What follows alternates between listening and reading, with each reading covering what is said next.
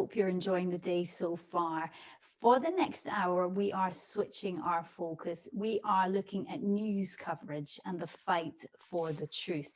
Media and Trust is being produced in collaboration with the London Evening Standard, looking at how in 2020, the global pandemics created, let's call it a perfect storm of panic, of fear, and of imminent threat. And of course, interest in news is at an all-time high. It's imperative that the media can rebuild trust with viewers, readers, and listeners. And as a news anchor, I'm quite often getting messages saying, how can we trust you?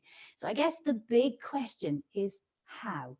Well, on that note, let me hand over to our panel chair, Doug Wils, editor emeritus of the Evening Standard, and of course his eminent panel. And they'll be seeking, maybe not to answer that question, but certainly to discuss it fully. So to Doug, over to you.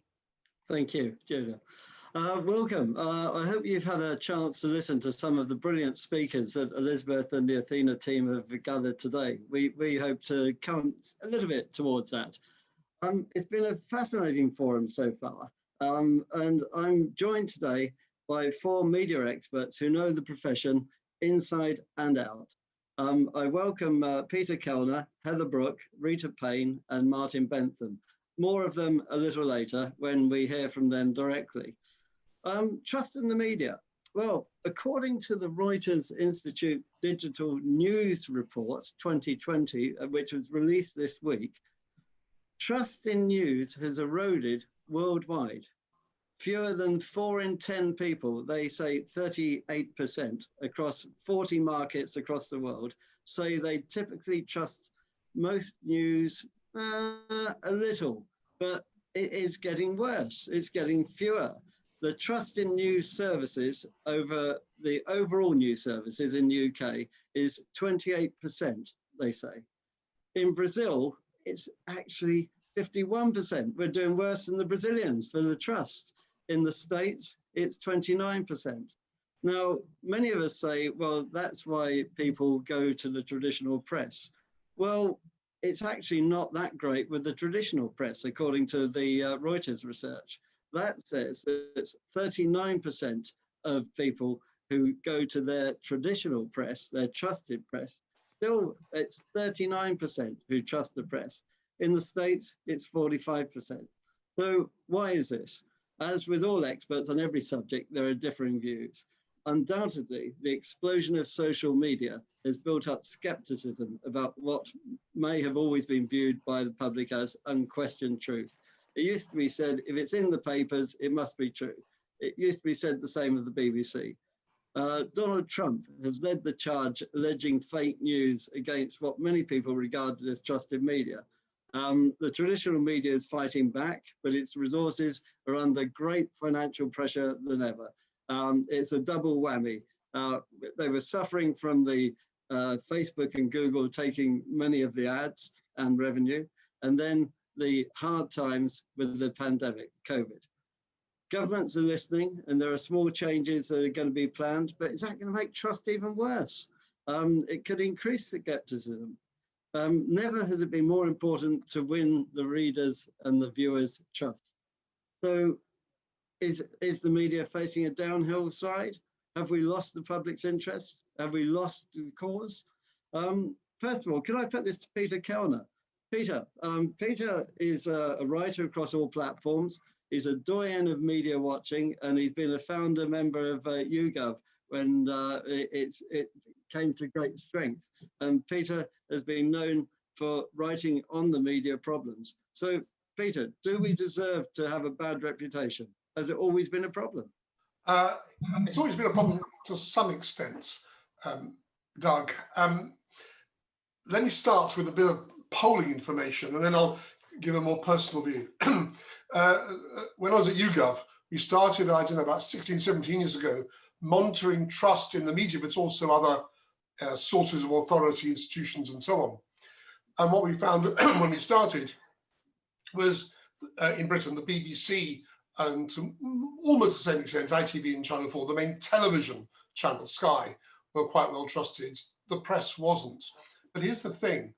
The figures for the media, as you say, Doug, have declined over the last 15, 17 years. But trust in all authority institutions, or almost all authority institutions, declined. it's declined in politicians, in business leaders, in civil servants, in trade unionists. So there is a media problem, but there's a much wider social problem. And I suspect this is true across most democracies. One looks at what's happening in America, for example, where there is a much greater cultural distrust, perhaps of each other, and the media are caught up in this. So that's the sort of one bit of data I'd like to throw into the pool. Let me make a more personal comment. Social media has been not just a financially disruptive force, but disruptive in terms of spreading fake news and propaganda. But in my judgment, the traditional media must bear part of the blame. Because if you go back 100 years in Britain, there's an off-year letter, this Daily Mail fake news, which helps to throw the Labour government out in 1924. The awful Hillsborough football disaster, where the Sun ran the most horrible and untrue stuff. More recently, the phone hacking saga, the media at its worst. And in my judgments, much of the British media played a terrible role in the Brexit referendum 4 years ago by just repeating propaganda, not subjecting it to any proper journalistic test. In my view, the job of journalism is not to present a point of view, it's to discover the truth. If you've got he said, she said in competition with each other in conflict, the job of the journalist is not merely to report he said and she said, is to say, well, who's right, if either? And I think much of the British media has abdicated its responsibility over the decades and made it rather easier than it should be for social media and other electronic forms of news spreading, fake news spreading, to take a hold. Final point, one reform I'd love to see, which is that I think a lot of the most malicious stuff that's spread on Twitter, on Facebook, and so on, is made easy because of the anonymity of the person spreading it. So I would love to see FaceTime, Twitter, and so on, not made responsible for content, but made responsible for identifying the source of the content. So if something that would in any conventional media be libelous and subject to court action, then the victim of that should be able to either sue the perpetrator of it at source, or if Twitter and Facebook and so on are refuse or are unable to do it, they should be held responsible. So make the media intermediaries responsible for allowing us access to the perpetrators of this nonsense. Thanks, Doug. Okay, thank you. That's some interesting points in there. So maybe we are to blame for some of it. If I could come to you, Heather. Now, Heather is well known for investigative journalism herself. Was involved in exposing the MP scandal, the expenses scandal, and then has become a professor in teaching investigative journalism for students and student journalists and other things as well, Heather. Heather, so how do you see it? Do you think investigative journalism is important? Is this needed to build trust, or is this responsible for us losing trust?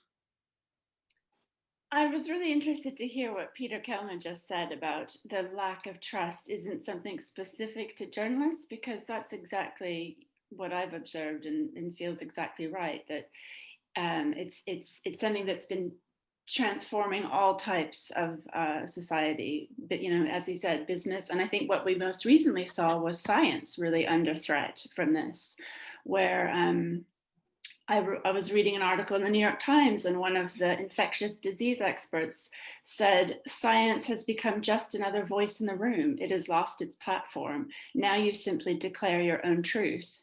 And I've seen quite a few really funny cartoons on Facebook where there'll be this incredibly, great and esteemed scientist, and then it'll be countered by somebody. I read something on Facebook, and it's as if these two things are given absolutely equal weight. And I think this is the real sort of odd time that we're in society, where we all thought, particularly myself, who was a sort of freedom of information campaigner, I thought that the whole sort of rise of the internet and social media, it was this incredible experiment of democracy, because it was giving everybody a voice at the table. And what's the sort of unintended consequence that's happened is that we have kind of conflated elitism, which is sort of the gatekeepers who used to control so many industries, whether it was the print media or science or politics or business.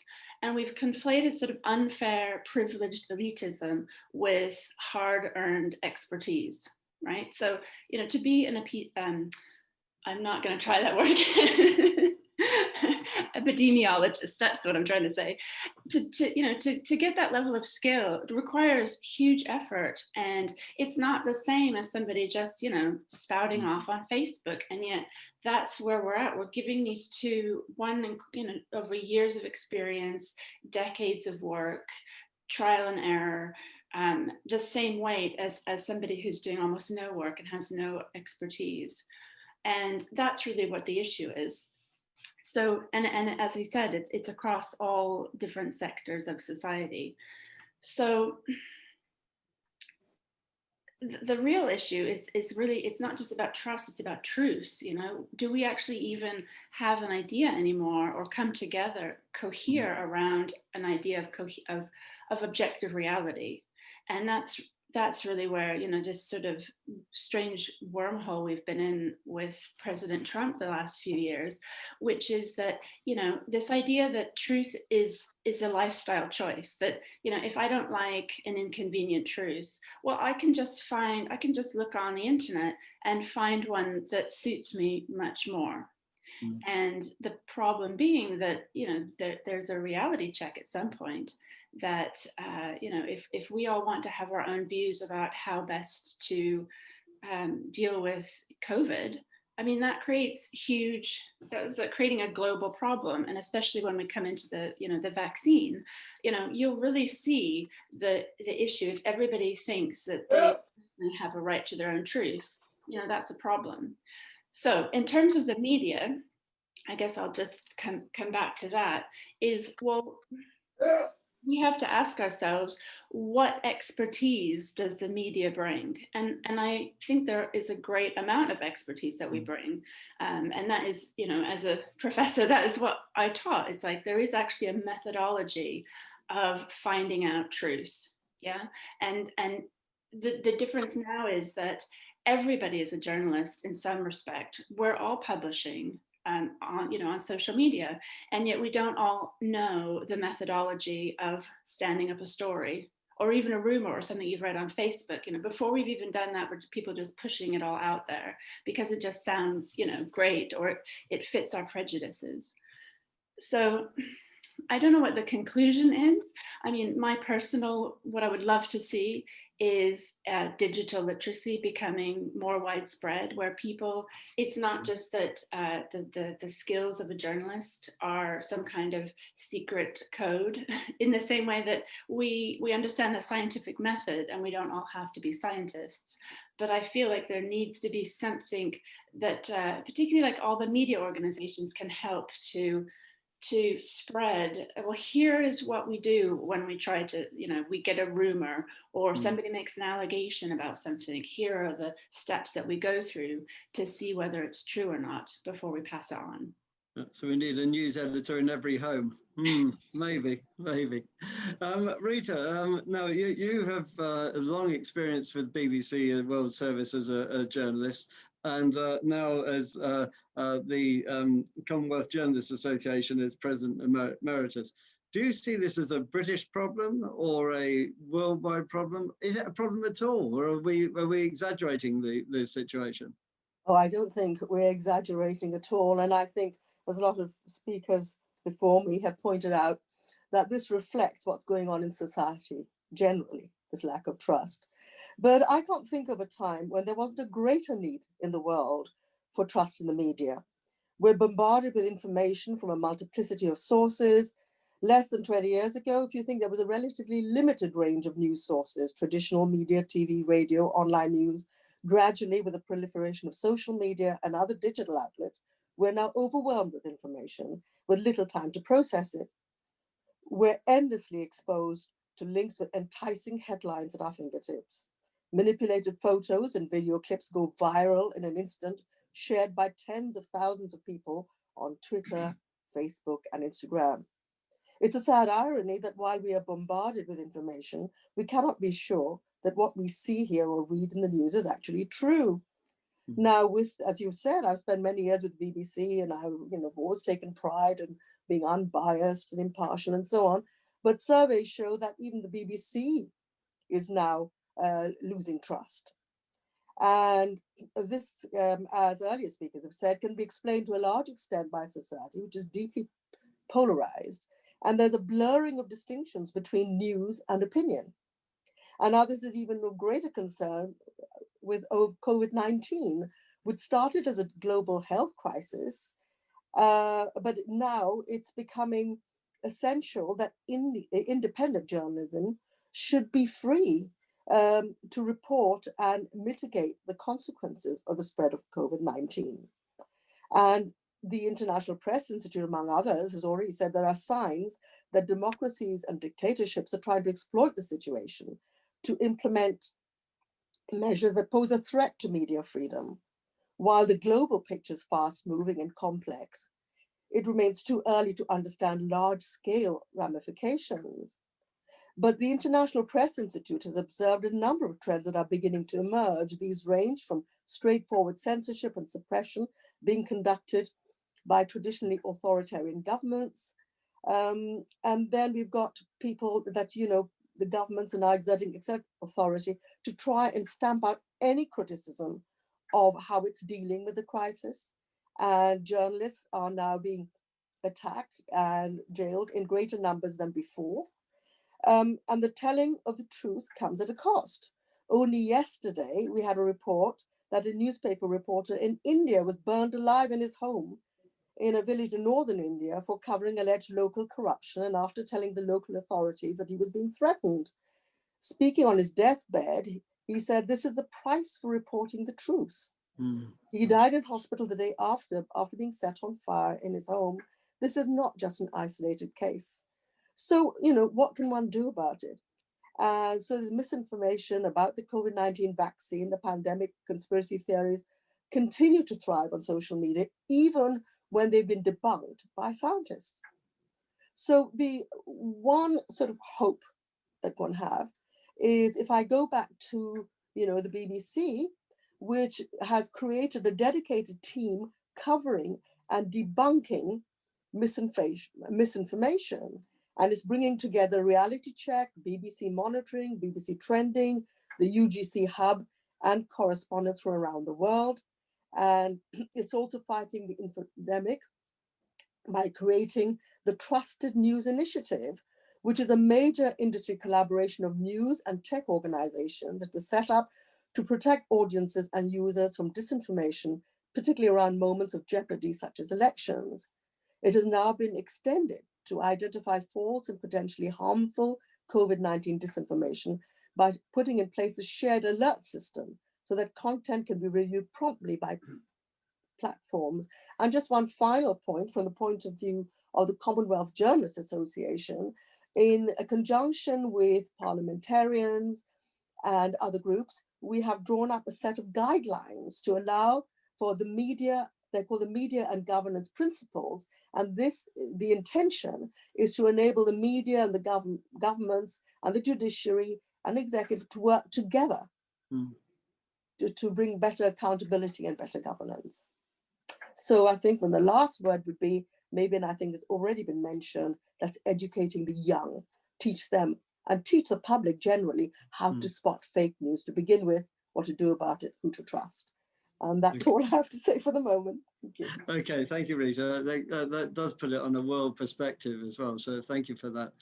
Martin, as Home Affairs Editor for the London Evening Standard, you write serious articles exposing the wrongdoing and questioning the politicians and sometimes the Home Office departments and the government departments.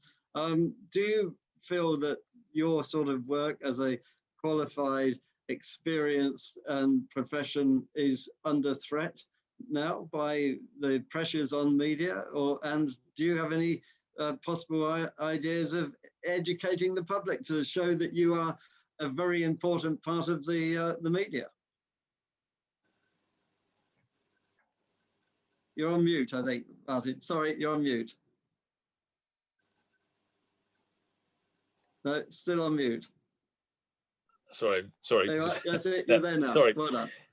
Well, I think certainly, very clearly, we are under threat, both in the print media, but also even in the BBC, for example, is having very extensive cuts at the moment. So it's not just it's all forms of media that are facing financial headwinds of one sort or another. So clearly, that is a problem, and therefore the ability for organisations which do have an editorial process, however imperfect some people might think those are, and the end products are, there is an editorial process in all newspapers and all news organisations of one sort or another, where basic checks and training is basic checks are carried out on material, and the people producing it are trained to try to analyse and try to judge sources and so on. So all of that clearly is a risk. If you look back at what we've just been talking about, I think clearly Heather made the point, and Rita also made the point. Heather made the point about digital literacy.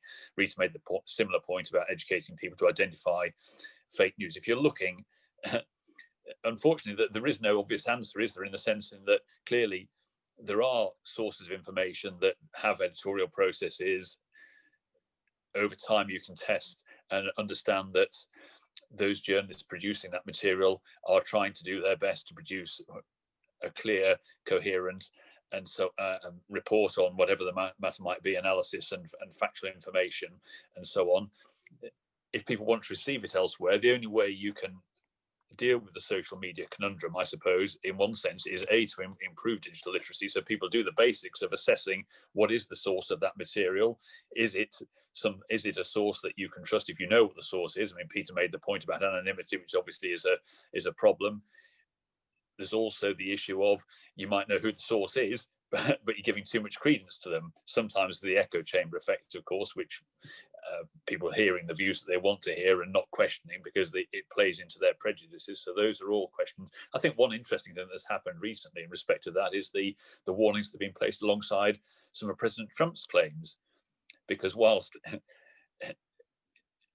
there's an issue about defamation and about criminal activity being conducted, criminal harassment and so on taking place online, almost the bigger danger from a truth and a trust point of view is just the casual claim that is made, or the deliberately false claim that is made, that is put out there and given credence, airtime, circulated very quickly if it's grabby and attention grab, because that's another problem clearly, that sometimes things which are simple and sensational will attract more attention, and nuance isn't always easy to promote in a social media environment, which I think is also dangerous. So, but the only ultimate answer is unfortunately the consumer of that material, and trying to educate them in the long run that just because you see it, a Twitter account from one person is the same as a Twitter account from another person in its raw entity, but obviously who that person is and what they're producing is often a very different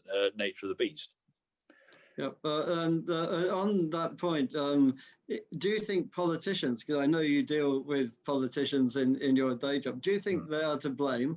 Trump is an obvious person. Is he to blame for feeding this view of fake news but easy news? One other stat, I know Peter has some stats, is that it was shown that the Generation Z, they were going for their news mostly to their friends, mostly Twitter, mostly social media, and the top 20 traditional news sites weren't featured in any of the areas that they were going to. So how do we change this? Do we change it? Well, it would be nice to change it. I'm not quite sure how we do change it, but I mean, clearly the President Trump effect is a very negative effect, has been a very negative effect, because although having political leaders wanting to rubbish reputable sources of information and try to tell their own truth in effect, and invent their own truth, is not a new thing. What is relatively new is it for it to happen in a country such as the United States, which you would expect to have a higher standard. Obviously, it's the sort of behaviour that we've previously associated with authoritarian regimes of the worst type. So I think that's the difference. It's not a completely new phenomenon, but where it's come from is a new phenomenon, and of course it's coincided with the social media world, which in fact, if you look back at what Peter was saying about the decline in authority, which I think is clearly true, and of course one of the problems that we face is that we're often communicating to an extent what people in authority are saying and doing, and that in itself is not always a message that people want to hear, even if it's accurately conveyed. And but if you look back to that start of the period that Peter was talking about, the whole nature of social media and the speed of communication has changed even in that period exponentially. So the Trump effect is definitely a very negative one in respect to that. I think again, maybe his demise as the US president and so on, it will, and the lessons of what has happened there, well, the hope can be that actually it makes people recognize that some of the dangers that do exist, but whether that is the case or not, I'm unsure.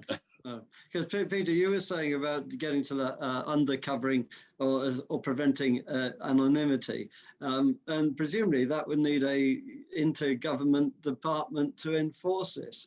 Is the answer for more governmental control? And there's also a suggestion of the government putting money behind democracy reporters in the UK and putting money behind journalism. Is that helping or hindering?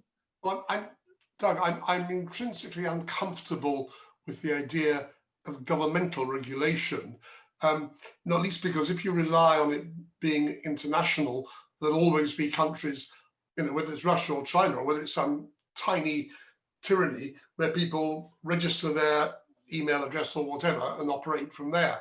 That's why I'm saying, let's go to the platforms that distribute this, make them responsible for the people who sign up to their platforms in order to communicate this rubbish, make those platforms responsible for identifying the people who sign up. And if the platforms can't or won't, then the platforms become responsible. I think if you like, a private sector solution under the principle of complete transparency, that won't solve all the problem, because Trump is only too happy for it to be identified as the source of all the nonsense he was up. But on the other hand, Trump is often retweeting stuff which is in its origin not only nonsense but anonymous nonsense. So even there, it might help just a little. I don't pretend it's the total answer, but I think the anonymity is a significant part of the problem, and I think can be solved through the platforms.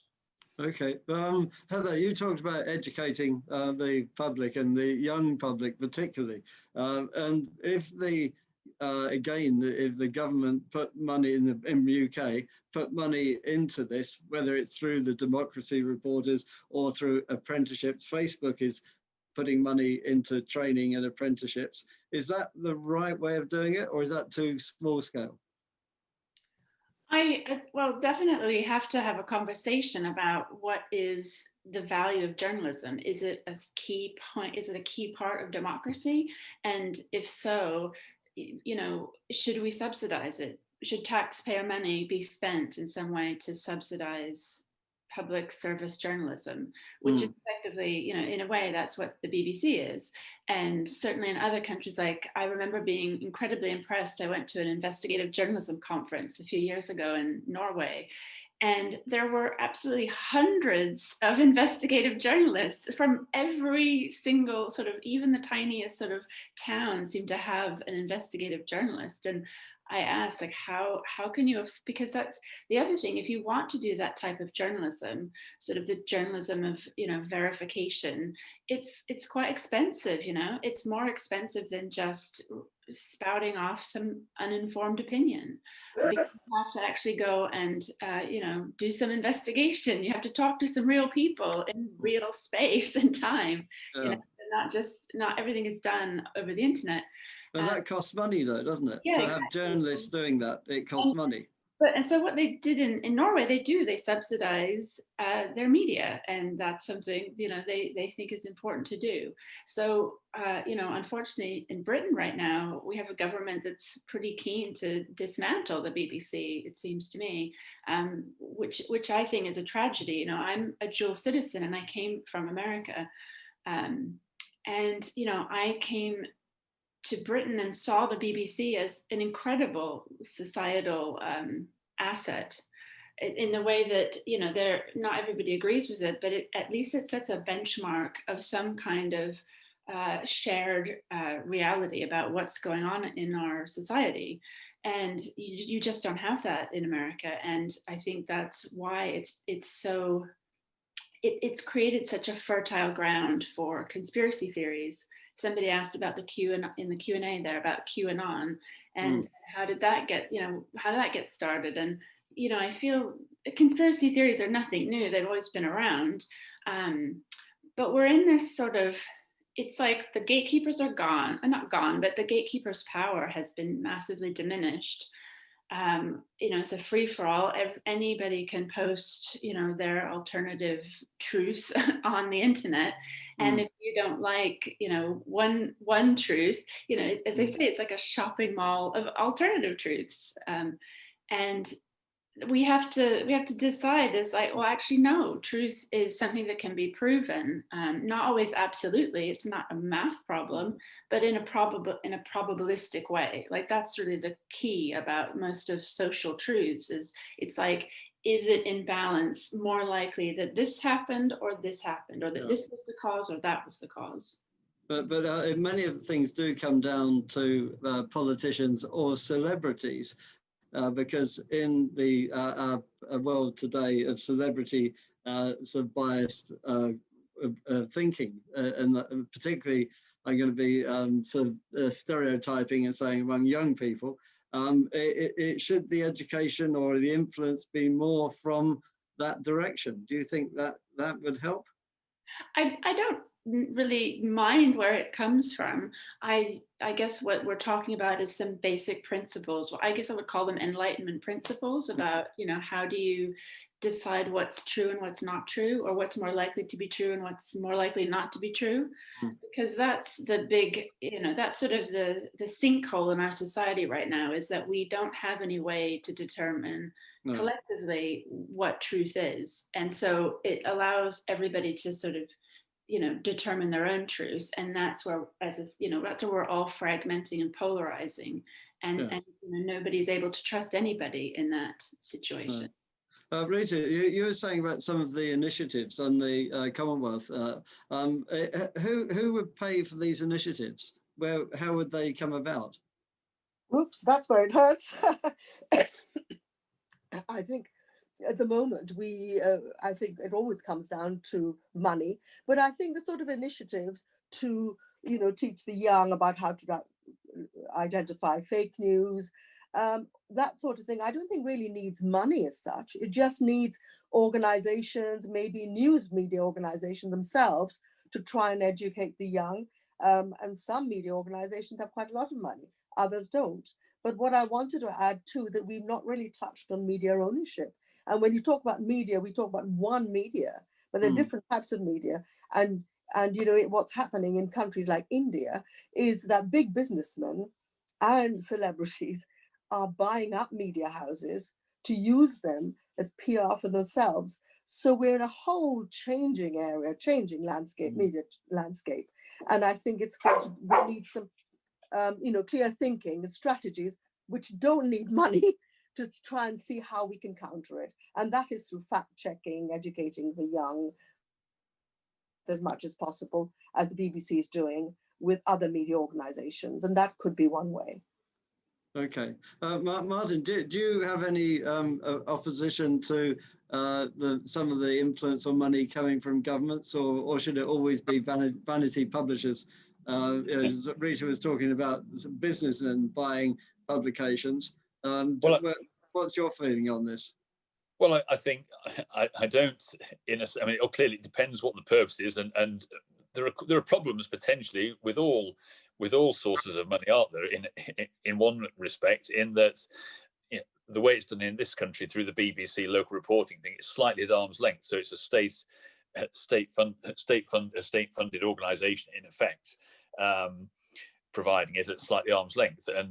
But clearly you can imagine that in some countries, a state-funded journalism, as you've had, obviously we do have that in some countries and have had it for many years, and that isn't always a good thing. Conversely, the businessman or woman who's running a newspaper, sometimes they can be relatively hands-off, relatively benign, just want the influence that they get outside the newspaper itself, maybe. Or clearly other times, as you know, in this country, it's a source of great controversy. So I just think, again, you have to judge on a case-by-case basis the source of information, and indeed, in that case, the media outlet that you're looking at, and think, what do you think about the source of the money that's funding that operation? Because unfortunately, of course, it would be desirable if all news organizations were funded in effect by the people who are consuming them, in the classic way that newspapers to an extent used to be, relying very heavily on subscription.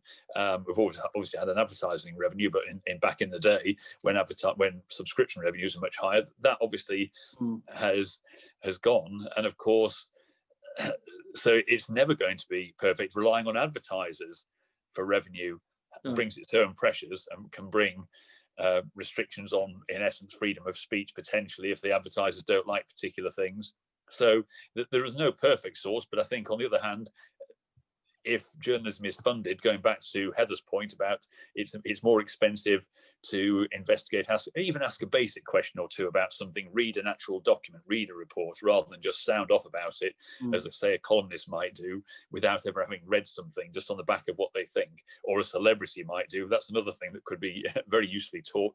Just because a celebrity says it, however much you might admire them, doesn't make it true. In fact, it quite often makes it untrue, quite frankly. Martin, can I ask you, last week, the week before, the New York Times brought out their annual sort of financial statement, and they said they're making a profit. Their digital revenue is higher than it's ever been, and is now more or less counteracting the decline in advertising print subscription revenue, and they are employing more journalists than they'd ever done before. Now, are they just lucky that in, as it were, Trump's America, papers like the New York Times and Washington Post can flourish with pretty rigorous standards of reporting and analysis? Are they exceptions, or are they examples that the rest of us could, to some extent, follow? Well, I would like it that we could all follow that. I mean, I've always personally been against, even though my own newspaper has been free for some time, the concept that news is free. For the reasons that you're guessing at, and that Heather talked about earlier, that of course it costs money to produce the news and so on. So in an ideal world, the subscription model, which was followed initially in this country by Rupert Murdoch, wasn't it? And it was one that I've always thought was the desirable way forward if it can work. And clearly, if you've got a particular, the lesson I think seems to be, doesn't it? And the New York Times would fit into this, that there's certainly a constituency. They've got a reputation over a long period for very good reporting and journalism in general, serving a particular political perspective, perhaps, but very one that has a strong audience, and they've managed to make a commercial success of that, as you're saying. Clearly, in this country, there are other organisations. The FT, I think, does reasonably well through its subscriptions. The Spectator magazine, again, has got a subscription model which is done respectably well, I think, and so on. So there are certain, if you've got a particular niche within the news environment, you can probably make it work. It's slightly untested how far that can go. Yeah, if subscription is the way forward for financing good journalism and investigative journalism, are we then into a two-tier society? One of the questions was that from on the question from one of our listeners, as they say, was are the tabloids worse at pushing fake news or distorted news than the quality papers? Peter, you're a media watcher. Do you think one is worse than the other? And would we be building two societies if subscription was the way for quality papers? It's a very interesting question, Doug, because at one level, the tabloids are probably more rigorous than the so-called quality papers, what we used to call broadsheet papers, because when they do their investigations, you know, it may be celebrities, it may be politicians, you know, when they're really going for somebody fairly or unfairly, they pretty normally make sure they get their facts right. Their own in-house lawyers are usually pretty good at stopping them printing things which are completely wrong. Occasionally they came unstuck, but after all, the Sun won the battle with Johnny Depp recently, so they battened down the facts. Now, whether that was a story worth the Sun going after is another matter. My problem with the tabloids is not at that level the quality of their investigations, is what they choose to do, and then the way they cover serious stuff, politics, the way they simply spew out propaganda. It's not, you know, it is not maybe technically untrue, but what they select, what they say, their capacity for distortion, short of straight untruth, is phenomenal. So that's where my complaint is. But I would be wary of accusing a tabloid of not checking their facts. Okay, yeah, and what about the two-tier society? Is this a real worry that we will have people who rely on social media for their news, and then we will have a intellectual elite who are getting quality journalism through subscription? Heather, what do you think on that? Well, yeah, I was interested to hear what Peter said, because, yeah, certainly the New York Times and the Washington Post have done very well out of Trump. But at the same time, hundreds of local newspapers have shut in the US and also in Britain and, you know, in a lot of countries. So the market for commercial success is unclear. And it seems that there is a kind of elitist element to it. You know, the audiences of the New York Times, the Washington Post, the Financial Times, they're all pretty, you know, high echelon.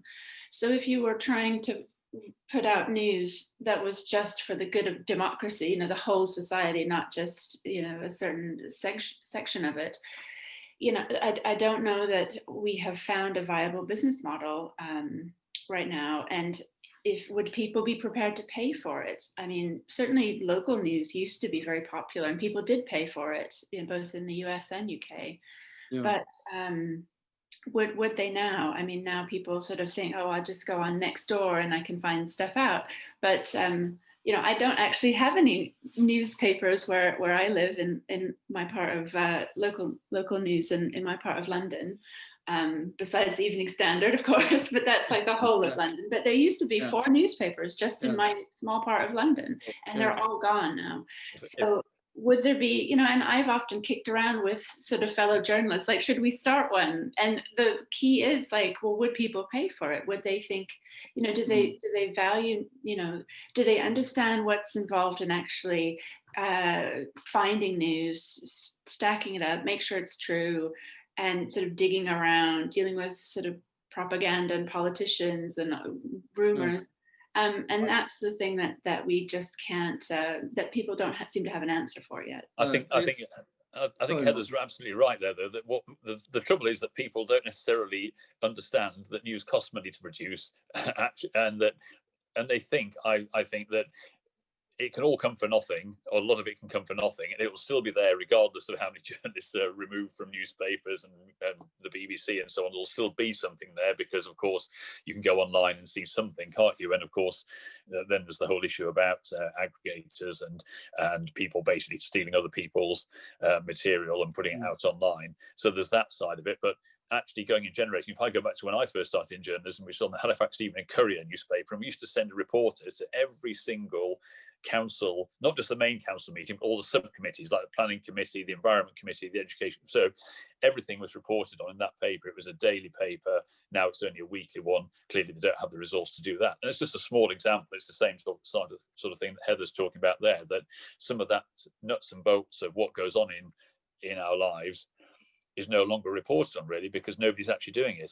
And whether, and I think people just don't necessarily either realise that, or don't care enough, or certainly don't want to pay the money that requires that would finance the people to go and do that reporting. And that's, unfortunately, is probably the reality as it stands. But the business model works, and it's working for the News UK, the Times. It's working for the Independent in this company, my company. And having gone digital, and there's a subscription, it's got a large world readership through subscription.